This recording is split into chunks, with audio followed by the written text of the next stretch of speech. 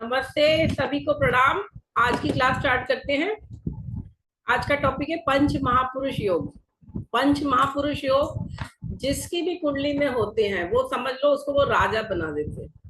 राजा तुल्य यानी राजयोग है कि जिस तरह एक राजा होता है ना, जिसके पास पैसा भी होता है, उसकी पावर भी होती है, उसके पास धन भी बहुत होता है, सफलता उसके कदम चूम रही है, मतलब वो बहुत बड़े कह सकते हैं कि वो समाज का एक रिस्पेक्टेबल इंसान होता है।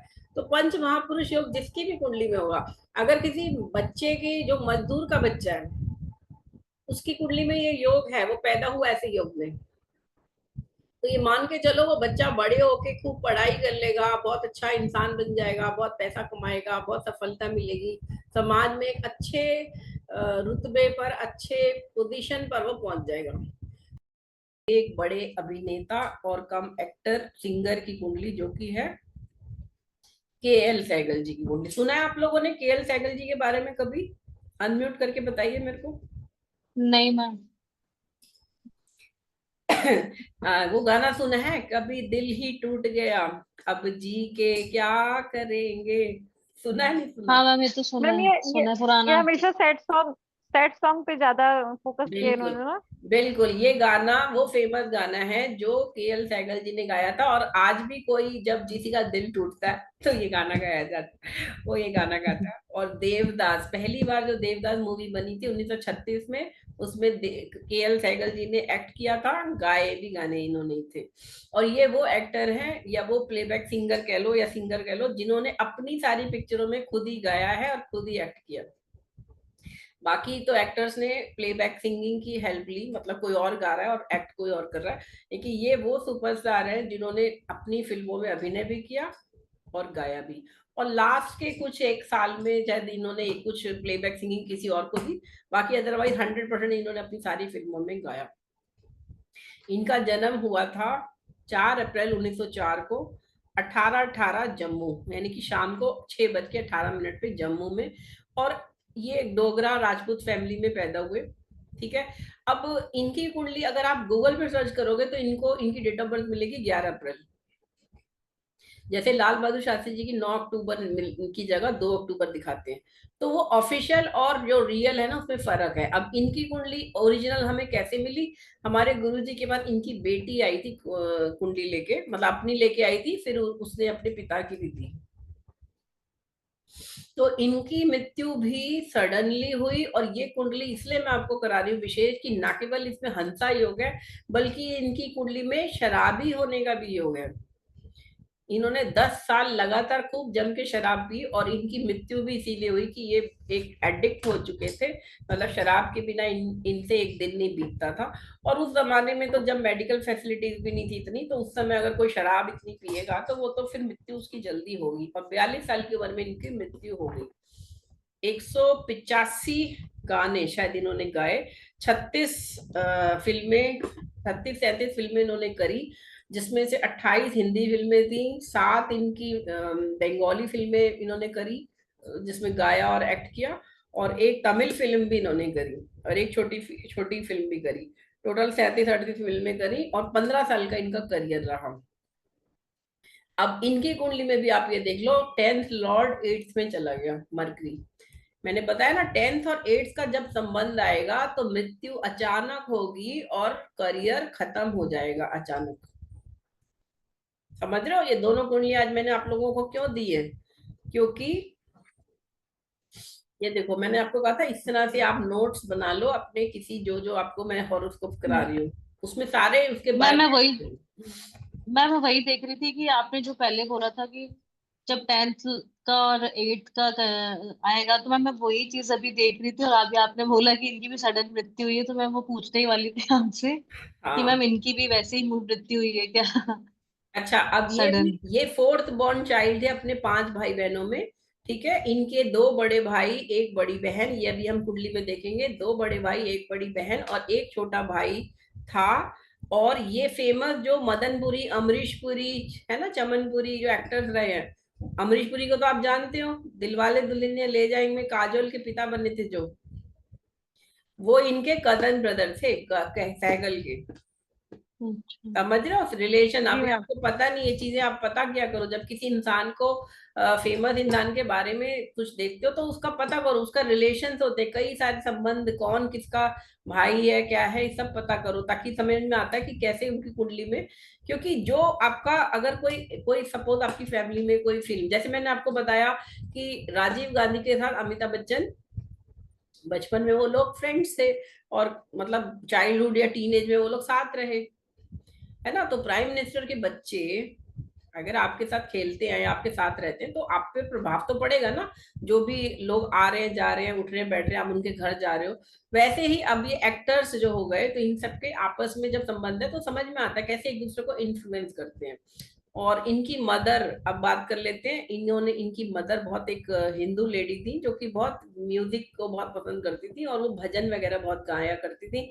और क्योंकि इनका बेटा यानी कि सहगल, कुंदन लाल सहगल इनका पूरा नाम है, इनको भी वो अपने साथ ले जाती थी, और उनको भी फिर भजन कीर्तन शब्द।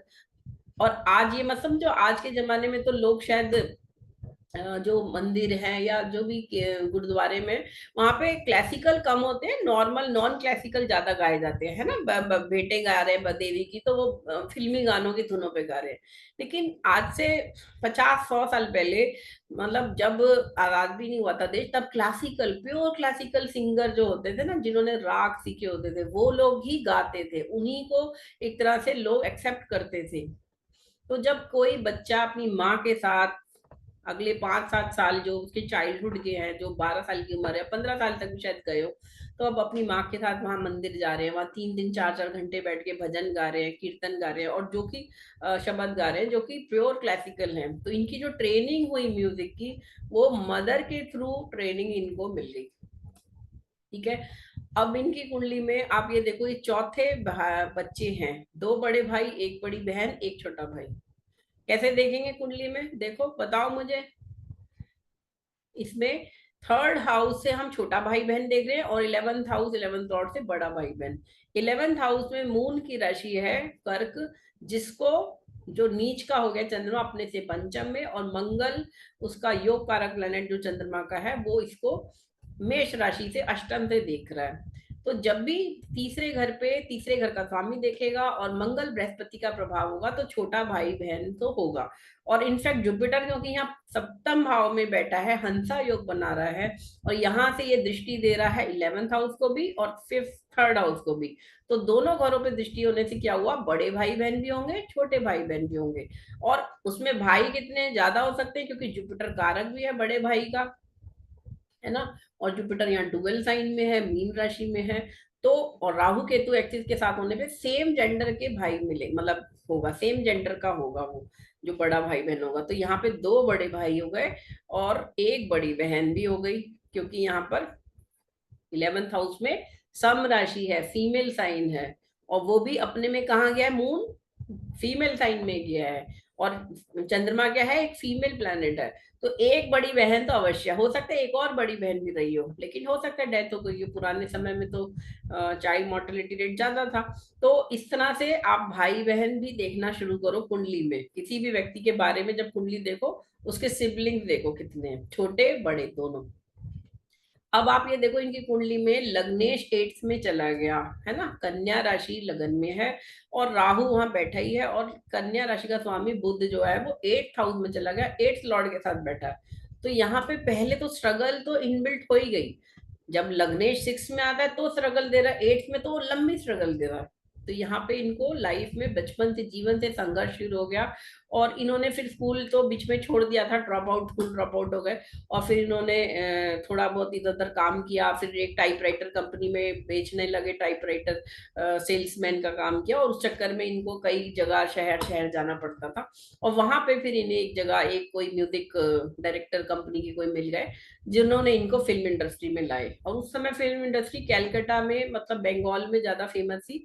तो ये बंगाल में ही इन्होंने ज्यादातर समय बिताया। 1941 में बॉम्बे आए, और 41 से 47 तक, जब इनकी डेथ हुई 11 जनवरी 1947 को, तब तक ये फिर बॉम्बे में रहे, है ना। तो मेनली पहले तो बंगाली फिल्मों में इन्होंने ज्यादा काम किया, गाना गाए, बहुत सारे गाए। इनफैक्ट इन्हें रविंद्रनाथ टैगोर जी ने तो अपने जो रचनाएं थी उनपे गाना अलाउ भी तब किया था, कि मैं पहले सुनूंगा उस गायक को जो मेरे गीत को गाएगा। उन्होंने ने अलाउ किया, इनकी वॉइस से प्रभावित हुए। अब इनकी ये वॉइस समझो, इनकी नेजल वॉइस थी, नेजल मतलब नाक से गाते थे जैसे। सहगल जी के लिए एक बात शायद बहुत सारे लोग नहीं जानते होंगे कि जब ये 13 वर्ष की आयु के थे तब इनका गला बिल्कुल खराब हो गया था। इनके गले से आवाज़ ही निकलनी बंद हो गई थी। लेकिन फिर 1 साल बाद वह ठीक हो गया, जब इन्हें एक साधु ने आशीर्वाद दिया और इनको एक मंत्र दिया। इनकी मंत्र दीक्षा हुई और उन्होंने, साधु ने इनको कहा कि आप इस मंत्र का जाप 1 साल तक करिए तो आपका गला बिल्कुल ठीक हो जाएगा और आपकी वाणी भी आपको वापस मिल जाएगी। और इन्होंने मंत्र सिद्धि करी मंत्र दीक्षा लेने के बाद, और इसीलिए यह इनकी कुंडली में भी दिखता है कि पंचम में शनि है, जो पंचम में ही मकर राशि में बैठे हैं, और यहाँ से शनि इनके द्वितीय हाउस जो कि स्पीच का हाउस है उसे देख रहे हैं। तो यहाँ दिखता है कि पूर्व पुण्यों के द्वारा, मंत्र सिद्धि द्वारा, ट्रेडिशनल मेथड के द्वारा उपाय करने से इनका गला, इनकी स्पीच इनको वापस मिल गई। इनकी कुंडली में नीच का चंद्रमा तृतीय भाव में बैठा है, जिसे 8th लॉर्ड मंगल देख रहा है। और यहाँ हम देखते हैं कि 8th लॉर्ड के साथ बुध लग्नेश भी बैठा है। तो शरीर को हानि दिखती है जब इनकी दशा चल रही थी बुध में, मंगल में चंद्रमा, यानी उस दशा में ही इन्होंने अपनी आवाज़ खोई होगी। क्योंकि नवांश में भी अगर हम देखें तो तृतीय भाव में केतु और शनि बैठे हैं और मंगल उसे देख रहे हैं। तो इस प्रकार 1 साल तक इनका गला खराब रहा, इनकी आवाज़ भी इनके पास नहीं थी। लेकिन मंत्र सिद्धि द्वारा, मंत्र जाप द्वारा और एक साधु के आशीर्वाद द्वारा इनको वाणी इनकी वापस मिली और ऐसी पिक्यूलियर नेजल वॉइस मिली कि भारतीय फिल्म जगत इनके यूनिक वॉइस टोन को, जो एक ख़ास यूनिक आवाज़ इनकी थी, उसके लिए लोग इनके दीवाने हो गए। और इसीलिए इनके हंसा योग में भी, जो पंच महापुरुष योग है, उसने इनको इतनी ख्याति इनकी वाणी द्वारा दिलवाई है ना। आप इनके गूगल पे जाके सर्च कर लेना और सुन लेना। तो वो पिक्यूलियर वॉइस कैसे आई, क्योंकि मंगल बैठा है 8th लॉर्ड, 2nd हाउस को देख रहा है, और वीनस जो 2nd लॉर्ड है वो 6th में चला गया, कुंभ राशि में। तो शनि और मंगल का जो प्रभाव 2nd हाउस पे आ गया, 2nd लॉर्ड पे आ गया, वो यहाँ पे दिखा रहा है। शनि भी देख रहा है 2nd हाउस को।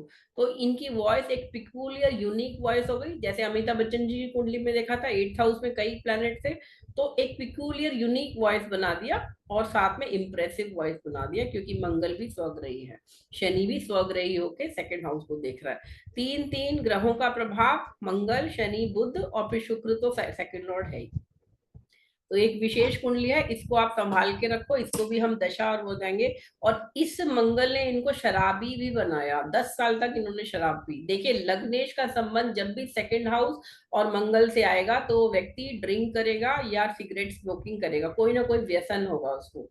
मंगल उसमें विशेष हो जाता है, और यहाँ पे तो शनि भी देख रहा है, तो शनि छोड़ने भी नहीं देगा, लंबी चलने वाला व्यसन होगा। तो ये पर्टिकुलर कॉम्बिनेशन शराबी और साथ में जो व्यसन की कुंडली है, 2nd हाउस पे अफ्लिक्शन मंगल शनि का है, तो व्यक्ति ड्रिंक तो करेगा।